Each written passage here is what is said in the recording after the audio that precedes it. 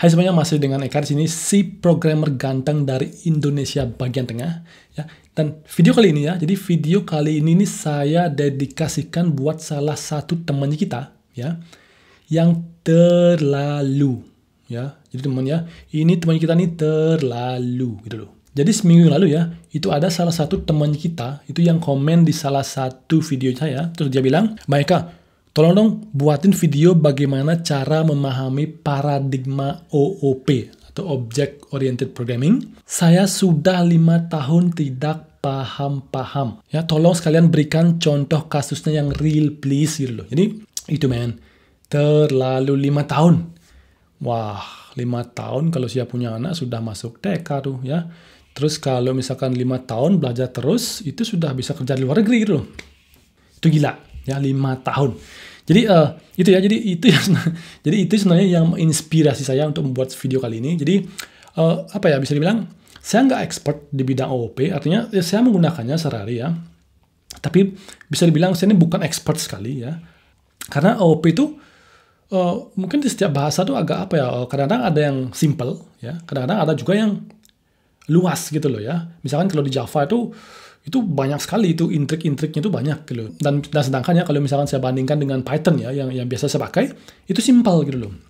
Jadi saya nggak tahu ini problemnya di mana. Apakah memang konsepnya yang susah atau gimana gitu loh. Makanya setelah membaca komentar itu sepertinya apa ya, jiwa entrepreneur sama jiwa hacker saya tuh, jiwa dosen tuh keluar gitu loh. Wah, ini nggak bisa dibiarin gitu loh ya. Saya harus melakukan sesuatu. Saya nggak bisa diam saja gitu loh. Jadi makanya kali ini saya akan coba bahas sedikit tentang OOP ya. Artinya saya nggak akan bahas secara detail sekali, tapi konsep-konsep yang paling akan sering kita pakai sehari-hari gitu loh. Ya. Kalau itu mencari tutorial OOP itu banyak sekali beredar di internet di mana-mana banyak, sampai ada yang belum juga bisa memahaminya gitu loh. Makanya ini adalah tantangan buat saya ya. Saya akan mencoba menjelaskannya dengan cara saya sendiri, ya, dengan contoh yang saya pikirkan sendiri gitu loh. Mudah-mudahan dengan saya menjelaskan seperti ini, paling nggak ada titik terang gitu loh. Artinya, oh ternyata begini, ternyata simpel ya gitu kan. Jadi itu yang saya inginkan. Tapi sebelum kita tuh menyelami tentang Object Oriented Programming ya teman ya. Jadi pertama tuh kita terus paham dulu ini apa sih OOP itu gitu kan. Dan mungkin ya buat teman-teman yang sekarang bingung di luar sana itu mungkin karena pertama kali itu sudah bingung ketika mendengar namanya gitu loh. Jadi dari sana dulu kita benerin ya, artinya Object Oriented Programming. Nah, jadi kalau kita terjemahkan ya, itu artinya adalah programming berorientasi objek. Ya kan? Jadi cara kita memandang sebuah program, ya. Jadi cara kita tuh menulis kode itu selalu berorientasi kepada objek. Jadi kita selalu menganggap bahwa itu adalah objek. Ngerti nggak? Sayang. Di bahasa Indonesia kan ada ya subjek, predikat, objek, ya. Subjek, jadi saya makan nasi gitu kan. Jadi saya adalah subjek, predikat adalah makan, dan objeknya adalah nasi, gitu loh. Ya, jadi misalkan kalau teman-teman tuh misalkan membuat sebuah program tentang nasi, maka kita tuh selalu berpikir bahwa nasi itu adalah sebuah objek, di mana nasi itu punya mungkin punya apa ya, dia punya warna, ya kan, dia punya ukuran, terus dia punya rasa, terus yang lainnya gitu. Jadi dia itu sebuah objek. Kita bisa menggunakan objek tersebut untuk hal-hal lainnya gitu loh ya. Ya mungkin ya untuk saat ini nih mungkin masih sulit untuk mencerna apa yang saya maksudkan, tapi nanti kalau sudah saya tunjukkan kodenya, saya yakin 100% kalian pasti akan ngerti gitu loh. Fokusin aja pada kata objeknya ya, karena objek inilah yang nanti akan apa ya, bisa bilang kata-kata objek ini yang nanti akan paling sering saya sebut-sebut ketika saya menjelaskan lewat kode gitu loh. Nah sekarang pertanyaannya, apa sih gunanya? Kenapa sih kita harus pakai OOP? Kenapa nggak kita bikin fungsi-fungsi aja? Udah gitu loh. Jadi teman-teman tuh nggak harus setiap coding tuh harus buat objek gitu loh. Kita harus pakai objek, harus pakai kelas gitu misalkan. Kita nggak harus gitu loh. Sesuai keperluan aja. Kalau memang perlu, jika misalkan kodenya itu sudah acak-acakan kan, artinya banyak fungsi yang bercampur antara fungsi ini yang tidak berhubungan dengan fungsi ini di satu file misalkan, ya mungkin sudah saatnya teman-teman itu untuk merefaktor kode tersebut. Ya mungkin yang pertama kali yang bisa dilakukan lah, ya tinggal dipisahin kan, artinya fungsi-fungsi yang berhubungan dengan satu hal ya kita kumpulkan di satu file, sedangkan yang berhubungan dengan yang lain kita kumpulkan di file yang lain gitu loh. Atau yang kedua ya ini, kita buat sebuah objek di mana misalkan fungsi-fungsi yang berhubungan dengan satu hal, jadi hal tersebut tuh kita buat dia itu sebuah objek gitu loh. Jadi kita bikin dia sebuah objek Jadi nanti misalnya kalau kita perlu di kode yang lain, ya kan, di modul yang lain, itu tinggal kita import kelasnya saja. Jadi kita nggak perlu import satu-satu, misalkan fungsi-fungsinya satu-satu gitu kan. Tapi kita cukup import satu kelas, dan semua fungsi metode yang terdapat di dalam kelas tersebut, kita bisa pakai nanti dengan gampang. Saya akan praktekkan dengan bahasa Python teman ya, karena buat saya tuh ini yang paling mudah dan paling simple ya, saya bisa gunakan untuk menjelaskan. Jadi nggak usah khawatir buat teman-teman tuh yang nggak ngerti dengan Python, nggak pernah pakai Python gitu kan. Tapi Python itu simple sekali, itu cocok sekali untuk menjelaskan hal-hal seperti ini gitu loh. Karena dia itu bersih, simple, meskipun teman-teman nggak pakai Python saat ini ya. Jadi nanti konsepnya itu teman-teman bisa aplikasikan di misalkan di Java atau misalkan di JavaScript gitu kan. Yang saya inginkan teman-teman tuh ambil dari praktek kali ini adalah bukan sintaksnya ya, tapi konsepnya. Gitu loh ya. Jadi tanpa panjang lebar lagi ya, kita langsung aja praktekkan ya, karena teori hanya tetap teori kalau dia tuh tidak dipraktekkan. Dan kalau misalkan kalian tuh ingin menguasai misalkan OOP ataupun apapun ya, itu nggak ada cara lain, maaf sekali nggak ada cara lain kecuali dipraktekkan gitu loh. Oke, sekarang kita langsung cek dan ini dia. Nah. Oke teman, jadi untuk praktek OOP kali ini ya, Python yang dipakai adalah Python yang cukup lawas sebenarnya, Python 2713. Sebenarnya saya sih sebenarnya prefer yang Python 3 gitu loh. Nah jadi sekarang saya coba praktekkan konsep OOP ini, misalkan kalau kita tuh membahas masalah profesi ya. Misalkan ya, ada seorang programmer namanya Eka ya. Programmer namanya Eka, terus ada yang namanya petani, namanya Putra, kok petani sih ya, petani namanya Putra, terus ada seorang dokter namanya Putri gitu kan. Jadi inilah variabel biasa ya, nggak ada yang spesial. Dan sekarang kita bikin sebuah fungsi buat si programmer ini, fungsi makan gitu loh. Def programmer makan, terus saya tinggal print aja ya, print, terus ini namanya nanti di sini, terus makan nasi gitu misalkan ya. Terus saya tinggal kasih si variabelnya itu programmer. Jadi nanti ketika saya panggil programmer makan, maka akan print ya Eka makan nasi gitu loh. Begitu juga dengan misalkan si petani, yaitu si Putra, dan juga begitu juga dengan si Putri yang juga pastinya semuanya makan ya. Sekarang kita tinggal ganti programmer ini, kita ganti jadi petani. Terus dokter ini kita ganti dia juga dengan dokter.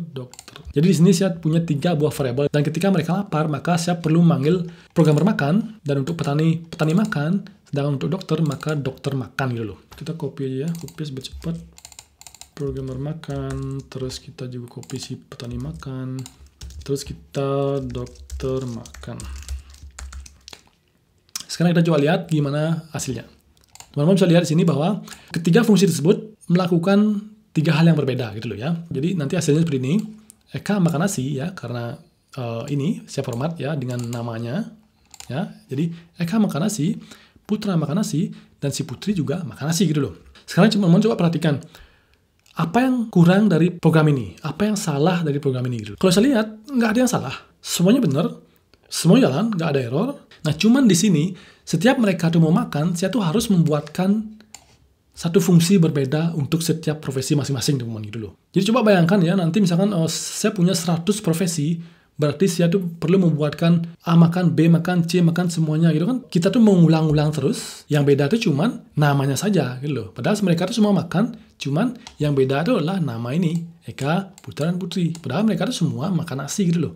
Ya, itu problemnya teman-teman ya. Nah sekarang sebelum kita tuh mencoba memecahkan problem yang kita punya ini dengan menggunakan object oriented programming, jadi sebelumnya kita tuh harus melihat dulu apa sih yang dilakukan oleh programnya kita gitu kan. Jadi di sini sudah jelas bahwa ini adalah program tentang profesi, ya. Ada programmer, petani, ada dokter. Nah, sekarang saatnya kita tuh melihat apa sih yang sama dari mereka. Kita tuh harus melihat dari bisa bilang angle dari sudut yang agak tinggi. Jadi kita tuh bisa melihat apa sih yang program ini coba lakukan. Nanti supaya kita tuh bisa merancang, nanti kita tuh bisa bikin objek seperti ini, nanti isinya seperti ini gitu loh. Oke, jadi setelah saya lihat bahwa yang sama dari mereka semua adalah mereka semua itu adalah manusia. Dan mereka tuh punya nama, ya. Meskipun profesinya mereka beda, mereka tuh punya nama masing-masing, ya kan. Ada yang namanya Eka, Putra, dan Putri. Dan mereka juga bisa makan. Jadi dari sana teman-teman bisa bayangkan bahwa, oke, nanti saya perlu kelas yang namanya manusia, nanti perlu variable atau properties yang namanya nama, dan nanti saya perlu sebuah fungsi yang namanya makan di dalam kelas tersebut, di dalam objek tersebut, teman-teman, gitu loh. Jadi itu caranya bagaimana kita tuh melihat sebuah problem itu sebagai sebuah objek. Jadi nanti kita tuh bisa terjemahkan mereka tuh menjadi kode yang berbasis objek. Jadi sekarang udah jelas ya bahwa nanti kita tuh ingin objeknya kita tuh seperti apa gitu loh. Sekarang tinggal coding, teman-teman, oke? Jadi di object oriented programming ya, mungkin di bahasa mana aja ya, di Java, di Python, Ruby mungkin ya. Untuk membuat sebuah objek itu dimulai dengan membuat kelas dulu, teman-teman ya. Jadi kelas bisa dibilang dia tuh rancangan. Jadi kita tuh merancang blueprintnya. Misalkan kita membuat sebuah rumah ya, jadi itu arsiteknya tuh merancang dulu. Nanti di sini ada ini, terus nanti di pintunya di sini, terus dapurnya di sini ya, gitu kan? Itu kelasnya. Ketika sudah dibangun, ketika sudah jadi, itu adalah objeknya. Jadi OOP itu nggak jauh-jauh dari yang namanya kelas dan objek. Dan sekarang kita coba aplikasikan pengetahuan kita yang tadi, yang kita sudah tahu dari profesi itu, di mana mereka adalah manusia, mereka punya nama, dan semuanya bisa makan. Kita terjemahkan sekarang ke dalam kelas, teman-teman. Jadi saya akan buat sebuah kelas yang namanya manusia, karena itu adalah sebuah nama atau kelas yang paling tepat untuk mendeskripsikan mereka semua gitu ya. Jadi kelas manusia. Jadi dia tuh adalah extended object. Jadi teman-teman gak usah khawatir, ini adalah sintaknya Python ya. Artinya saya sekarang membuat kelas gitu loh. Ya. Jadi manusia pasti punya nama. Namanya kita belum tahu ya. Kita non aja. Terus setelah punya nama, dia tuh bisa makan. Jadi kita bikin fungsi makan di dalam kelasnya. Jadi def makan. Terus kita tinggal print aja ya. Print mana dia? Kita copy aja ini biar sama ya. Jadi kita copy di sini. Jadi makan itu pastinya biar sama dengan yang tadi ya, karena kita kan nggak mau merubah ya. Artinya kita pengen dia tuh mempunyai fungsi yang sama, tetapi sekarang kita coba pecahkan dengan object oriented programming gitu loh. Jadi petani ini kita perlu nama kan, jadi namanya itu pasti dari ini. Jadi self.nama gitu loh. Jadi kita bikin sebuah kelas yang umum namanya manusia. Jadi pastinya punya nama, jadi dia tuh punya properties atau variable namanya nama, terus sebuah fungsi itu namanya makan, gitu loh. Jadi inilah sebuah kelas yang paling sederhana ya. Jadi cuman punya satu buah atribut atau variable atau properties dan satu buah metode atau fungsi, gitu kan. Jadi sekarang kita sudah punya kelasnya, sekarang kita tinggal jadikan dia sebuah objek. Programmer sama dengan manusia. Jadi kelasnya itu saya inisiasi menjadi sebuah objek, di mana saya simpan ke variable namanya programmer. Jadi kan sama kan dengan yang ini gitu loh. Sekarang coba kita execute ya, apa yang terjadi? Nggak ada apa-apa, karena kita cuma baru membuat objeknya. Kita belum apa-apain ya. Misalkan sekarang kita panggil ya, programmer.makan. Kita bikin dulu objeknya. Setelah objeknya kita bikin, baru kita bisa manggil metode makannya gitu loh. Karena metode makan ini hanya bisa dipanggil setelah ada objeknya, ya kan? Jadi kan manusia. Jadi manusia kalau belum dilahirin belum bisa makan, ya gitu kan? Makanya kita tuh harus lahirkan dia dulu menjadi programmer, baru dia tuh bisa makan. Kira-kira gitu loh ya. Sekarang kita coba ya. Non makan nasi. Jadi sudah benar ya, berarti fungsi makannya kita ini sudah dipanggil, cuman namanya masih non. Karena memang kita belum kasih nama apa-apa kan. Artinya, nah terus sekarang pertanyaannya gimana cara kita tuh untuk mengeset nilai nama itu, gitu kan? Jadi ada dua cara.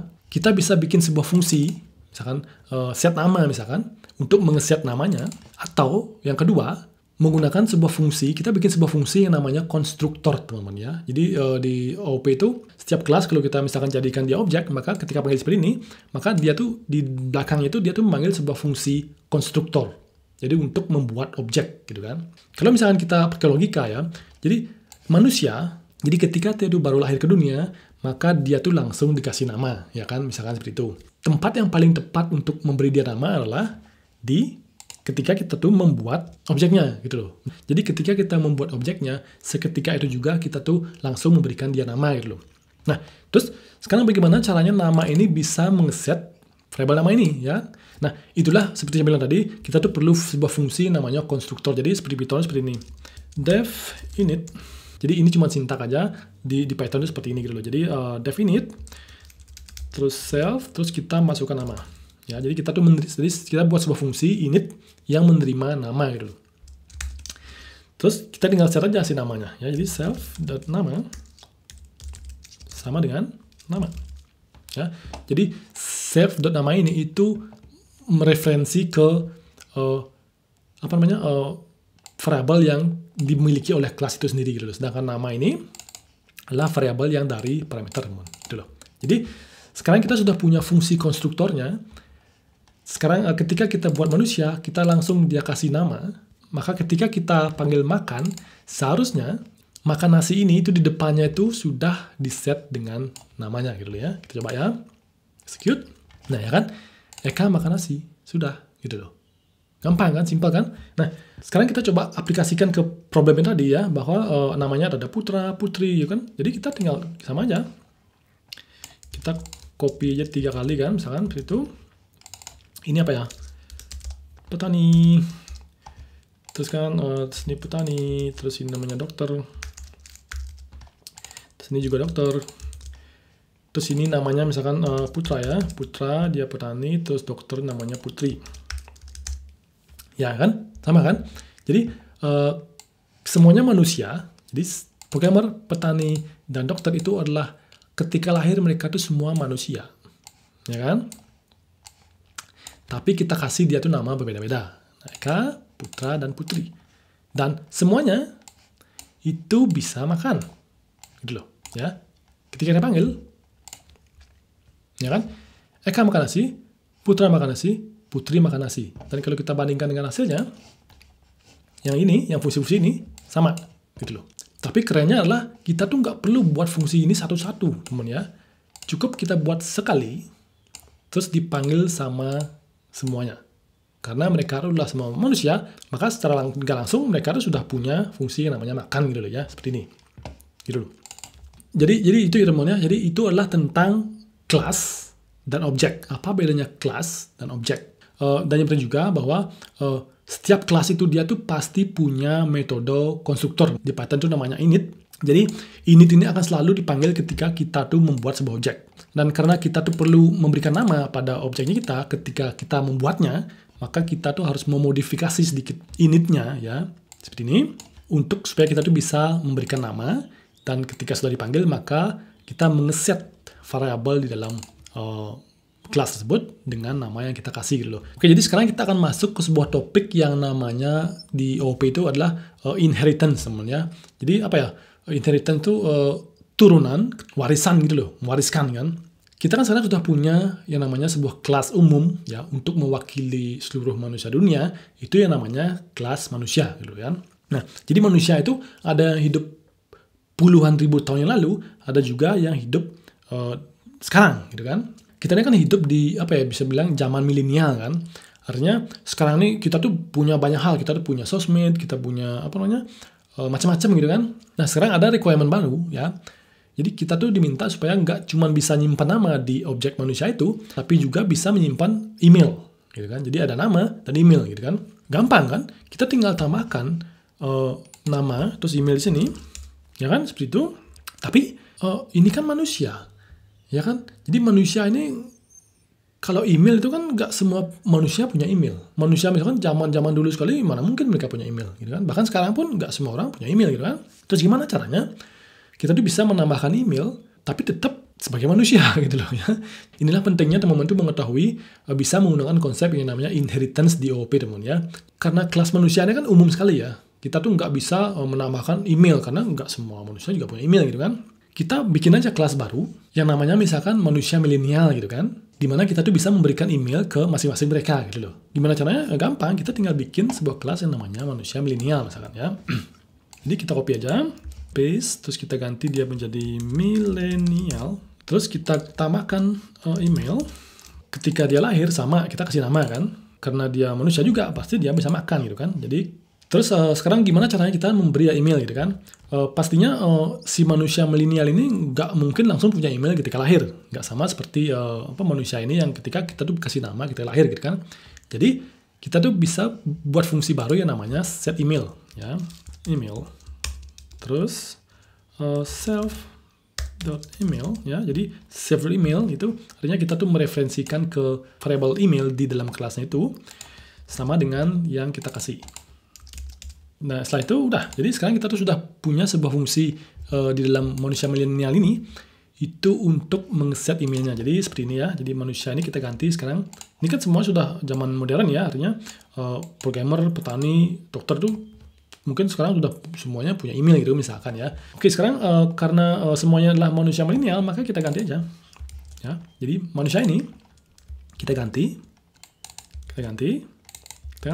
ya. Jadi programmer itu kita tuh sekarang tuh objek itu kita bukan buat dari manusia lagi, tapi sudah dari manusia milenial, ya. Sama kita panggil makan ya, karena mereka tuh juga punya fungsi makan gitu kan. Nah, dan sekarang mereka tuh juga punya fungsi baru yang namanya set email. Jadi kita bisa ngesetnya. Terus setelah dewasa mereka tuh punya email kan, terus set email, misalkan eka@test.com. Terus begitu juga dengan si petani, terus juga dengan si dokter ya. Kita copy paste. Begitu juga dengan petani, kita sama ya, kita set emailnya, terus kita juga set bukan ini dokter ya. Jadi kita juga set emailnya buat si dokter gitu. Nah, sekarang coba kita run ya. Sama aja kan? Karena kita tuh mengcopy kodenya itu memang dari manusia, cuman kita tuh menambahkan beberapa fungsi dan juga atribut baru gitu, email gitu kan. Nah, sekarang teman-teman perhatikan, ini fungsi makanya persis sama, fungsi initnya juga sama, kan sama aja jadinya seperti tadi fungsi kan kita tuh mengulang-ulang terus kan gitu loh. Makanya penting sekali kita tuh menguasai yang namanya konsep inheritance di OOP teman ya. Jadi manusia milenial ini ya, jadi daripada kita tuh bikin dari nol lagi ya kan seperti ini, kita cukup menjadi subkelas dari si manusia, merupakan kelas turunan dari kelas manusia. Jadi dengan begitu kita tuh nggak perlu bikin lagi. Jadi semua yang dimiliki oleh kelas utamanya, kelas pertama ini, itu bisa juga dimiliki oleh kelas turunannya gitu loh. Mungkin di Java itu ada extend kan, di Python juga namanya extend, cuman cara nulisnya itu beda, sintaknya beda gitu loh. Jadi di sini ya, jadi kita tuh tinggal extend si manusianya itu di sana. Manusia milenial ini itu merupakan sebuah anak kelas dari kelas utamanya, yaitu kelas manusia gitu ya. Nah, dengan seperti itu, karena inilah konsep inheritance atau warisan atau turunan, jadi apapun yang dimiliki oleh si kelas pertama ini, manusia itu juga akan dimiliki oleh si kelas manusia milenial. Gitu loh. Dengan seperti itu, ini gampang, ini kita bisa hapus semua. Nama juga kita hapus karena sudah ada di kelas induknya gitu kan.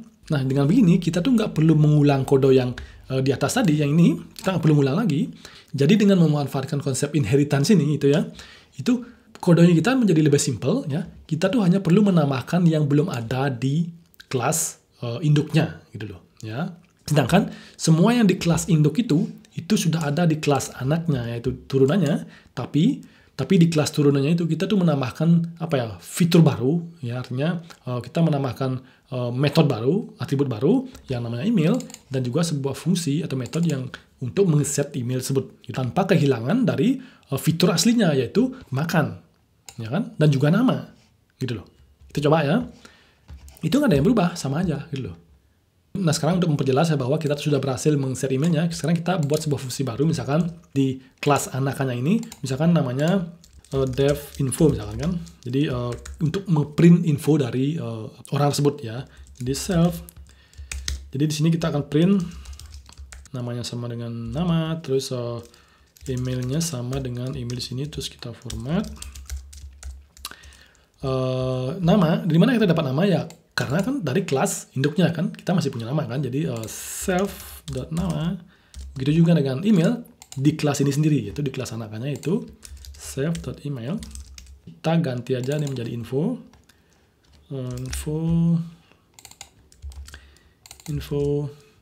Jadi kita nggak akan manggil makan lagi, tapi kita akan panggil info. Terus sekarang kita coba ya, execute. Nama Eka, emailnya ini, terus Putra ini, dan Putri ini gitu loh.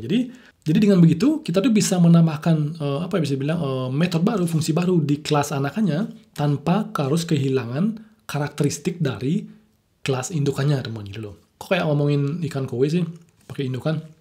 Oke, jadi istilahnya jadi kira-kira seperti itu ya. Mudah-mudahan bisa dibilang teman-teman mengerti konsep dari inheritance gitu loh ya.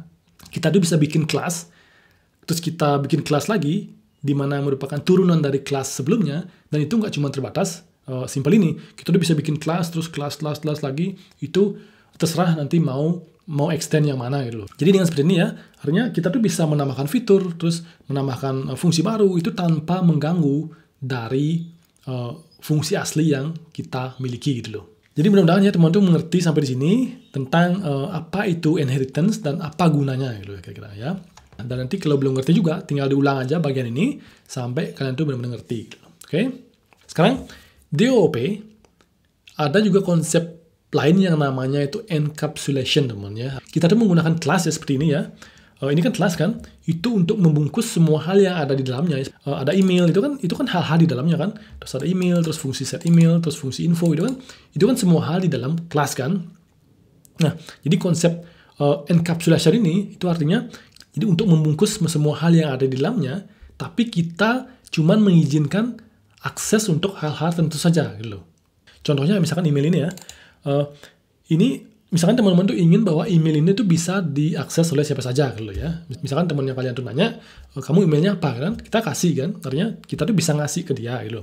Yang ini kan kita tuh ngeprint infonya kan, kita juga bisa menampilkan emailnya secara langsung. Ya, misalkan print ya. Gitu kan?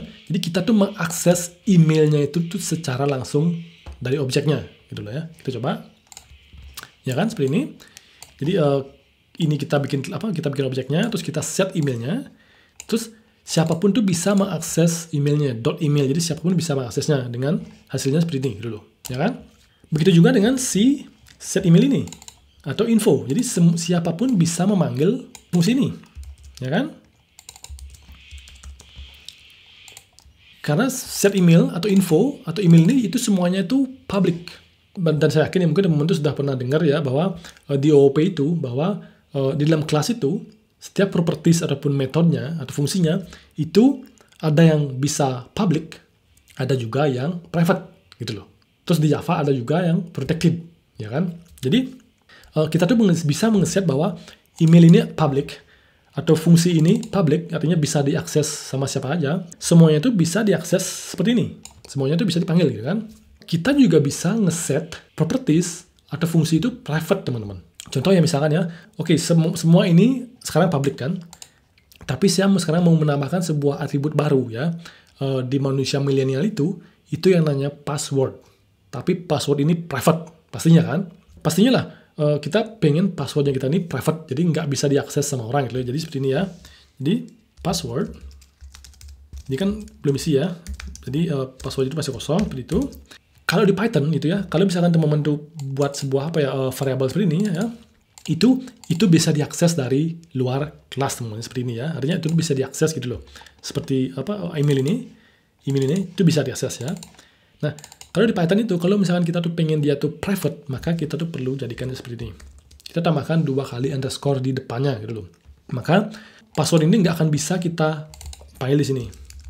Karena sekarang dia tuh sudah private gitu ya. Kan begitu juga dengan Java ya, misalnya ada private void, ada private string, bla bla bla gitu kan.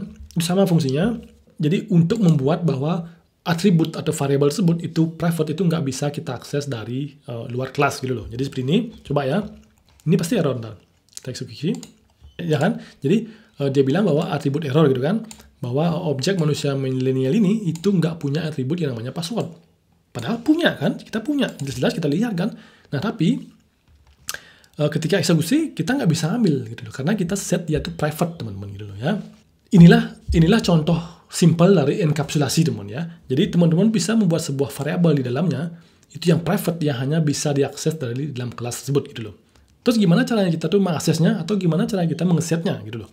Sama dengan set email ini, kita juga bisa buat fungsi baru yang namanya untuk set password, untuk mengesetnya, ya kan? Sekarang kelihatan kan bahwa enkapsulasi itu adalah untuk membungkus semua yang di dalamnya. Tapi kita berikan dia tuh akses terbatas untuk hal-hal tertentu gitu loh. Itu intinya teman ya. Itu namanya enkapsulasi teman ya. Jadi seperti ini. Gimana caranya kita men-set password? Ya sama, yaitu kita bikin fungsi baru. Set pass, gitu kan. Self password. Sekarang kan ini kita di dalam kelas ya. Artinya kita tuh bisa men-set passwordnya. Bahkan bisa juga untuk mengambil passwordnya gitu loh. Sekarang kita cuma perlu men-set. Seperti ini. Jadi sekarang misalkan ya, kita set email sudah, terus kita juga set passwordnya sekarang. Set pass misalkan ya, terus passwordnya adalah rahasia, gitu kan? Ini kan yang kita private-kan itu adalah si atribut atau variable kan di dalam kelas inti. Nah, dan kita juga bisa membuat fungsi atau metode itu private teman-teman ya. Jadi hanya bisa dipanggil dari dalam kelas itu sendiri. Contoh ya, misalkan, oke sekarang kita punya sebuah fungsi yang namanya set password kan. Tapi apa gunanya kan? Kita punya sebuah fungsi untuk set password, tapi kita nggak bisa pakai untuk apa-apa gitu kan. Jadi dengan menggunakan konsep enkapsulasi tadi itu, ya kita tuh bisa meng-set bahwa oke, ketika kita manggil info, ya, password itu bisa hanya diakses dari info, tetapi nggak boleh diperlihatkan secara gamblang gitu loh. Terus gimana caranya? Seperti yang bilang tadi, nah yang private itu nggak cuman variable, fungsi atau metode pun juga bisa private teman ya. Nah sekarang kita akan buatkan sebuah fungsi private ya, yang nggak bisa diakses dari luar, hanya bisa diakses dari dalam kelas. Nah itu untuk menyamarkan passwordnya gitu loh. Sehingga ketika kita panggil info, kita tetap bisa melihat di sana ada password tapi sama-sama gitu loh ya. Coba ya, misalkan kita bikin sebuah fungsi private di sini ya, misalkan. Jadi saya ingin fungsi ini tuh nggak bisa diakses dari luar kelas, hanya bisa di dalam kelas. Itu bertujuan untuk nanti kalau misalkan saya publikkan, nanti orang-orang gampang kan memodifikasi dari fungsi tersebut, metode tersebut. Makanya saya nggak mau, makanya saya jadikan dia itu sebuah metode atau fungsi private teman ya. Jadi samarkan password, gitu kan? Self. Terus di sini saya hanya return ya, artinya saya menyamarkan sedikit passwordnya seperti ini. Return. Terus itu self.password ya, seperti ini. Sekarang kita hanya perlu menyamarkan passwordnya seperti ini. Terus di mana saya tuh mau mengganti semua huruf A menjadi star, bintang ya, misalkan replace semua huruf A saya mau ganti menjadi bintang, star, gitu loh. Ya, itu adalah fungsi saya tuh untuk menyamarkan password aslinya. Sekarang kita tuh panggil dia tuh dari dalam kelas ini ya. Passnya sama dengan di mana dia? Format terus ini. Jadi self dot kita bisa manggil fungsi private ya, karena kita tuh masih di dalam kelas loh. Samakan password seperti ini. Nah ya kan, jadi di sini tuh kita menambahkan di info itu, ketika kita panggil info, maka dia akan ada nama, email, dan juga passwordnya, tapi yang sudah disamarkan gitu loh.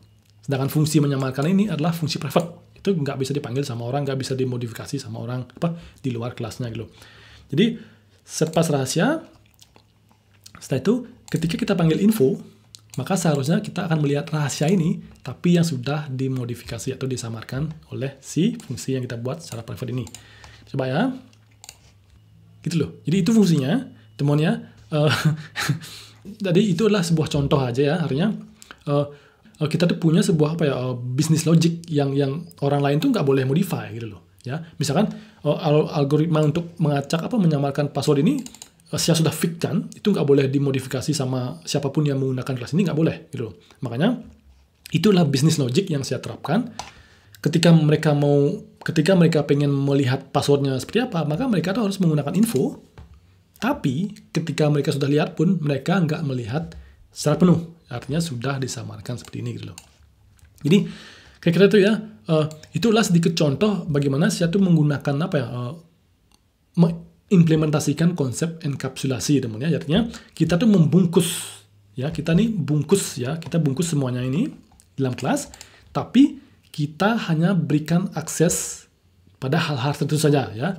Misalkan email ini public ya, bisa diakses, set email juga public, set pass juga public, info juga public. Tapi fungsi untuk menyamarkan password itu saya buat private, karena itu adalah business logic, itu adalah nggak boleh dimodifikasi dari luar kelas teman. Jadi itu adalah konsep dari enkapsulasi teman-teman ya. Itu namanya aja yang rumit kan, penerapannya itu simple seperti ini aja gitu loh ya. Oke, jadi sekarang kita sudah tahu ya apa itu enkapsulasi di object oriented programming. Dan sekarang saya akan bahas dulu lagi ya, artinya istilah alien lagi ya, itu polymorphisme teman ya. Artinya mungkin yang teman-teman yang bingung itu ya, artinya mereka itu sudah shock dulu mendengar namanya gitu loh. Jadi nggak melihat, coba diimplementasikan, dicoba itu gampang teman ya, seperti itu. Nah, sekarang saya akan coba ya teman ya, untuk mempraktekkan untuk konsep polymorphisme ini teman ya. Jadi poly itu kan banyak ya, sedangkan morph itu bentuk mungkin ya. Jadi Jadi sebuah kelas itu ya, dia tuh bisa punya banyak bentuk, teman. Jadi kelas induknya itu mungkin bisa sama, tapi kelas anakannya itu bisa berbagai bentuk. Jadi seperti kelas manusia milenial ini kan, dia kan berawal dari kelas manusia kan, tapi saya tuh tambahkan dia tuh berbagai bisa dibilang fitur-fitur baru, ya. Itu membuatnya dia tuh berbeda dari kelas induknya, teman ya. Nah, jadi bisa dibilang bahwa kita tuh mempraktekkan polimorfisme itu ketika kita tuh merubah dari karakteristik kelas induknya. Kelas manusia ini kan punya sebuah fungsi makan kan. Nah, kalau misalkan di kelas manusia milenial ini kita membuat fungsi yang sama yang namanya makan, tapi dia tuh melakukan hal yang berbeda. Nggak cuma ngeprint sama seperti ini, berarti kita tuh sudah mempraktekkan polimorfisme di kelas tersebut gitu loh. Nah, sekarang untuk mempraktekkan polimorfisme ini ya, saya nggak akan membuat subkelas dari kelas utamanya yaitu si objek manusia, tapi saya akan membuat subkelas dari manusia milenial, teman ya, gitu loh. Ya. Jadi, saya akan bikin dua buah kelas, ya, di mana kelas itu nanti yang menjadi parent kelasnya itu adalah si manusia milenial, tapi saya akan coba ganti fungsi infonya untuk melakukan hal berbeda. Jadi, pertama saya akan bikin kelas misalkan namanya programmer, ya. Jadi, kelas programmer ini merupakan subkelas dari manusia milenial. Ya kan, programmer kan manusia milenial kan, misalkan itu. Itu terus pass dulu. Nah, terus sekarang saya juga buat sebuah kelas baru yang namanya influencer misalkan kan, dimana influencer ini juga merupakan turunan dari manusia milenial gitu. Oke. Apa gitu ya. Ini kita saja. Terus sekarang untuk mempraktekkan polimorfisme, jadi kita tuh harus merubah karakteristik dari kelas parent-nya atau kelas induknya ya. Jadi yang akan saya rubah adalah fungsi info. Jadi kan ini info. Tapi sekarang kita coba dulu ya. Sebelum kita tuh merubah karakteristiknya, kita coba dulu pergunakan si programmer sama influencer ini ya. Jadi sekarang karena si programmer itu sudah punya kelas sendiri namanya programmer, maka kita nggak pakai si manusia ini lagi, tapi kita pakai kelas turunannya yaitu namanya programmer. Dan sama ya, dia tuh nge-set email terus set pass kan. Artinya karena dia tuh merupakan turunan dari manusia milenial kan. Setelah itu programmer info tetap, terus setelah itu kita copy aja ini, kita ganti menjadi influencer.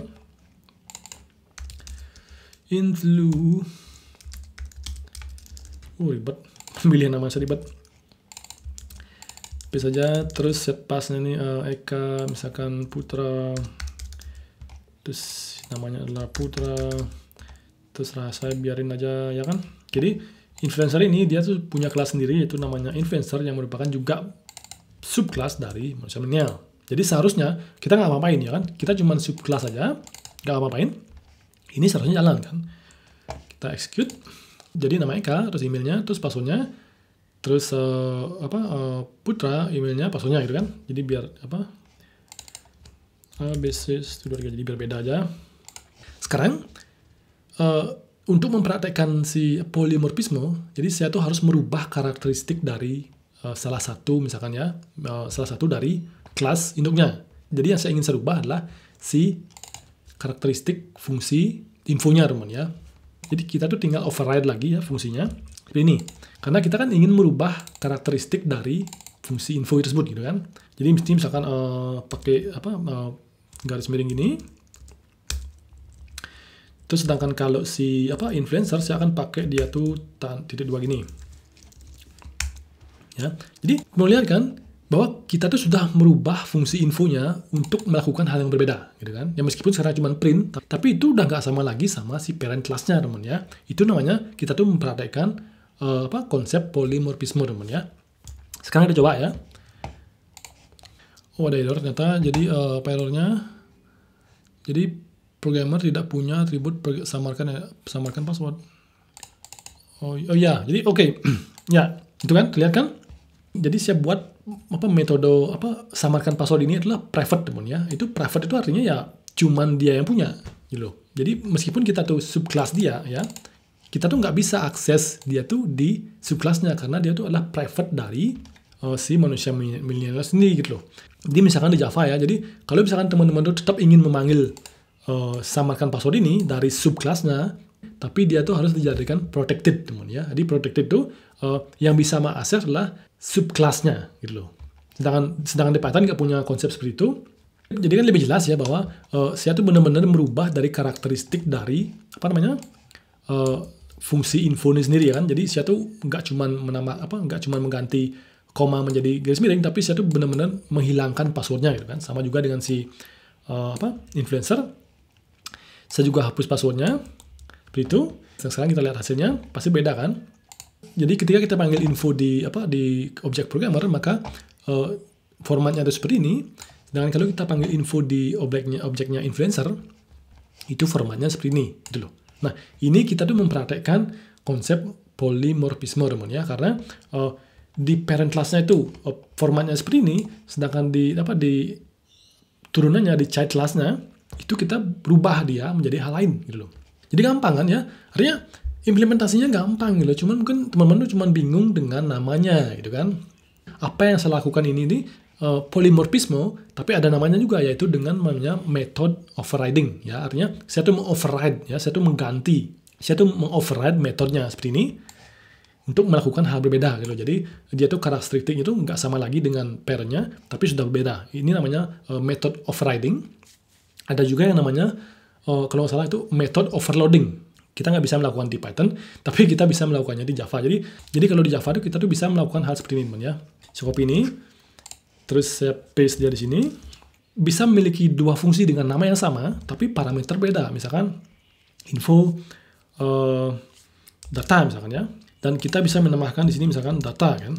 Itu loh. Jadi ini dua fungsi sama di Java ya. Kita tuh bisa buat dua fungsi sama, tapi dia tuh bisa perlu parameter beda-beda. Itu namanya method overloading. Jadi itu ya namanya. Saya nggak tahu apakah saya tuh sudah menjelaskannya dengan baik. 3 itu aja yang paling sering saya pakai sebenarnya selama saya bikin program itu. 3 itu aja. Cuma namanya aja yang ribet. Jadi implementasinya itu gini-gini aja gitu loh ya. Jadi mudah-mudahan dengan saya menjelaskan seperti ini ya, contoh seperti ini, nggak ada lagi ya keraguan mungkin di benaknya kalian atau pengertian kalian tentang OOP ini. Mudah-mudahan jelas ya. Artinya kalau belum jelas misalkan tinggal dibalik lagi ke videonya, mungkin dari mana belum jelas, tinggal ulang-ulang lagi, pasti gampang kok ya. Oke teman, jadi itu ya, itulah sedikit dari dasar-dasar yang bisa saya berikan untuk object oriented programming. Dan bisa dibilang ya, kalau teman-teman sudah ngerti itu saja ya, jadi teman-teman sudah bisa memanfaatkan OOP itu di dalam proyeknya kalian sendiri gitu loh ya. Saya sudah berusaha ya, artinya menjelaskannya itu dengan cara yang sesimpel mungkin, bahkan saya menggunakan Python untuk menjelaskannya, karena saya pikir itu simpel sekali. Dan lain misalkan kalau saya pakai Java gitu kan menjelaskannya, itu pastinya lebih kompleks gitu kan. Konsepnya aja mungkin teman-teman sudah bingung, apalagi dengan bahasanya juga yang Java gitu kan. Makanya saya pakai Python karena simpel, jelas. Tapi intinya adalah itu konsepnya tuh sama semua gitu loh ya. Teman-teman tuh bisa terapkan di bahasa apa aja, Java, JavaScript, Ruby dan yang lainnya. Yang pastinya yang beda adalah sintaknya aja gitu loh. Jadi seperti biasa ya, kalau misalkan teman-teman suka dengan video ini, silahkan like videonya dan subscribe buat yang belum ya. Dan mohon maaf juga, mungkin video ini agak sedikit panjang. Saya berusaha menjelaskannya sesimpel-simpelnya, tapi ada hal-hal yang saya nggak bisa langsung jelasin aja gitu. Artinya saya tuh perlu menyiapkan konteks sedikit ya, sebelum saya tuh langsung ke poin yang ingin saya sampaikan gitu loh. Dan seperti biasa ya, tetap semangat, jaga kesehatan. Dan misalkan ya teman-teman tuh ingin bisa dibilang ingin ngobrol dengan saya, dengan chat dengan saya, bisa join di grup Telegram ya, Telegramnya Upcoding. Dan juga teman-teman juga saya undang untuk join di upcoding.com. Jadi saya buat sebuah proyek namanya upcoding.com. Jadi teman-teman bisa join di sana, terus bisa mencoba bisa dibilang mengasah keahlian kalian tuh, bisa di web, bisa di algoritma. Jadi di sana tuh ada proyek-proyek yang teman-teman bisa coba. Dan kalau misalkan berhasil menyelesaikannya dan saya review udah benar, maka kita akan kasih poin gitu loh. Itu belum selesai ya, masih progress, masih development juga tiap hari. Tapi teman-teman tuh sudah bisa join dan teman-teman tuh bisa memanfaatkan sebaik-baiknya gitu loh. Oke? Dan sekian dulu untuk kali ini, kita akan jumpa lagi di kesempatan berikutnya.